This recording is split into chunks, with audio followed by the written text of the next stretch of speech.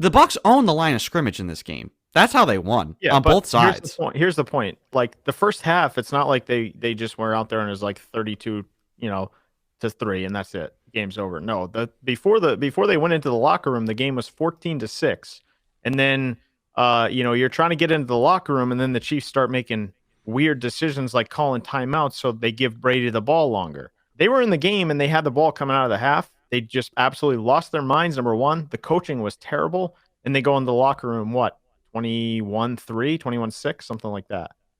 Like that was your game right there. You lost your marbles as a player. But then Andy Reid is just like, I don't know what's going on in his mind. Well, that's kind of the thing, right? People have always said before about he gets lost in the play sheet, like no sense of what's going on, just kind of buried in the play sheet. There were no adjustments.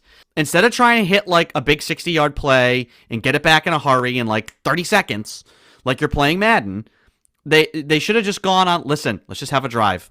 Let's not worry about the score, worry about the rest. We just need to have a drive. It could take 17 plays, but we're ending it in a touchdown. They tried all these big plays, and guess what? The Bucs, Todd Bowles, great plan. They just said, 2 safeties back, Tyreek Hill, you're out of the game.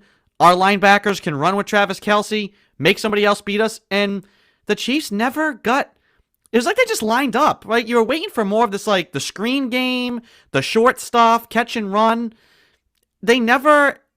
Usually they're always this guy's changing, moving, motion this, all this smoke and mirrors stuff. None of it. They just kind of like lined up and just like ran guys deep. And then Mahomes, no adjustments to the pressure. Your offensive line is clearly can't handle it. From the first snap, Mahomes is running for his life. They did nothing. Hey, bring in an extra tackle. Bring in the tight end. Chip, let's do something. Or let's just call short, quick stuff and get the ball out.